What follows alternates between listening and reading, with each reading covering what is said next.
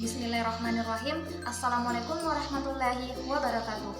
Di sini saya akan memaparkan terkait demonstrasi kontekstual pada kontekstualisasi dasar-dasar pendidikan menurut Bapak Ki Hajar Dewantara.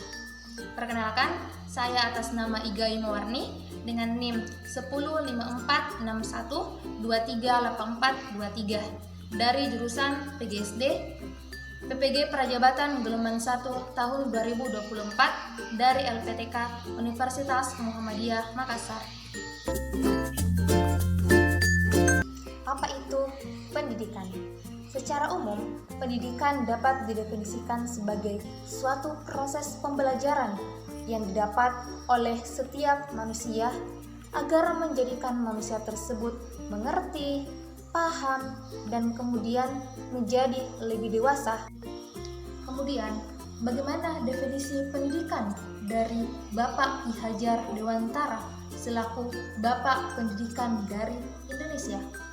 Namun, sebelum kita membahas terkait pengertian pendidikan menurut Bapak Ki Hajar Dewantara,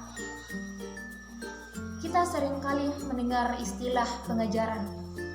Lantas, apakah kata pengajaran dan kata pendidikan adalah dua hal yang sama? Ataukah pendidikan dan pengajaran adalah dua hal yang berbeda? Menurut Ki Hajar Dewantara, pendidikan dan pengajaran memiliki pengertian yang berbeda, di mana Ki Hajar mengungkapkan bahwa pendidikan adalah tuntunan dalam hidup tumbuhnya anak-anak. Maksudnya adalah pendidikan menuntun segala kekuatan kodrat yang ada pada anak-anak agar mereka sebagai manusia dan anggota masyarakat dapat mencapai keselamatan dan kebahagiaan yang setinggi-tingginya. Sedangkan pengajaran menurut Bapak Ki Hajar Dewantara adalah pendidikan dengan cara memberi ilmu atau pengetahuan serta memberi kecakapan pada anak-anak yang dapat memberi faedah agar hidup anak-anak menjadi baik itu secara lahir maupun batin. Dari uraian ini dapat kita ambil kesimpulan bahwasanya tujuan dari pendidikan adalah membantu manusia menemukan hakikat kemanusiaannya, yaitu pendidikan yang harus mampu mewujudkan manusia sebagai manusia seutuhnya. Pemikiran dari Bapak Ki Hajar Dewantara terkait pendidikan menekankan kepada pendidikan yang harus berpihak kepada murid, di mana sebagai seorang guru kita harus menuntun murid sesuai dengan kodratnya, baik kodrat zaman maupun kodrat alamnya.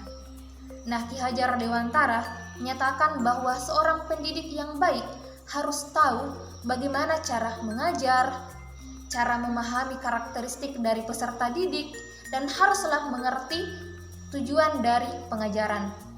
Nah, ketika hal ini telah dilakukan, maka akan mewujudkan hasil didikan yang mempunyai pengetahuan yang mumpuni secara intelektual maupun budi pekerti, serta semangat untuk membangun bangsa.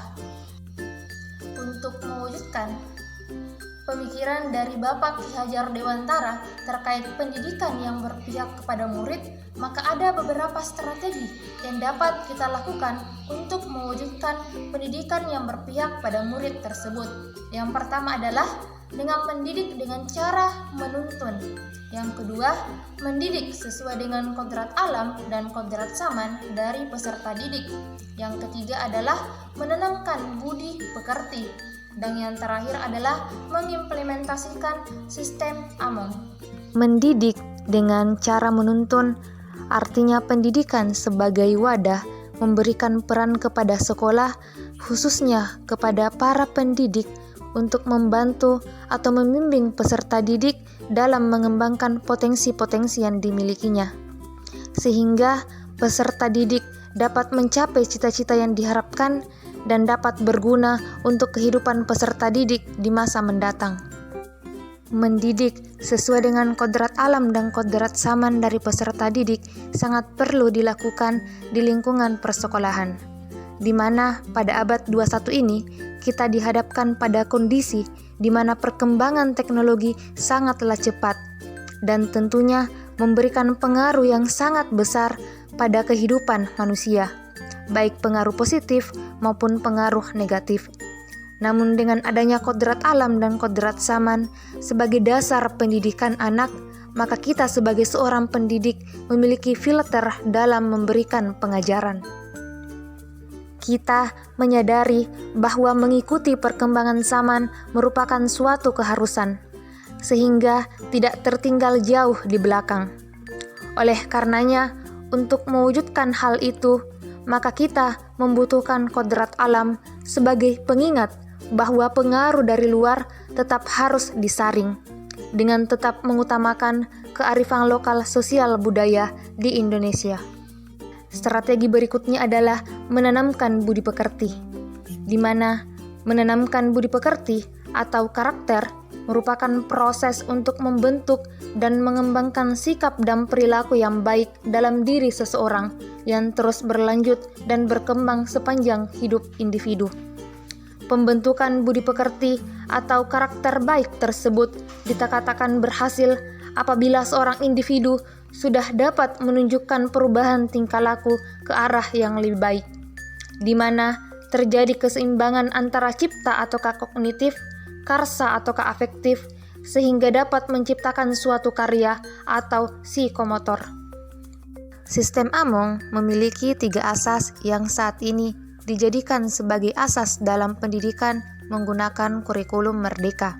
Ingarso Suntulodo, di depan menjadi teladan ataukah contoh, in madyo mangun karso, di tengah memberikan semangat, tutwuri handayani, di belakang memberikan dorongan dan arahan. Maka dalam hal ini, sebagai seorang guru, di depan ia menjadi teladan ataukah contoh yang baik bagi peserta didik, di tengah menjadi pendorong ataukah memberi semangat bagi peserta didik, dan di belakang mengamati kemajuan para peserta didik serta memberikan motivasi.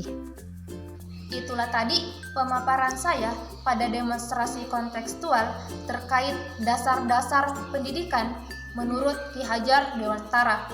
Terima kasih telah menyaksikan. Sampai jumpa pada video selanjutnya. Wassalamualaikum warahmatullahi wabarakatuh.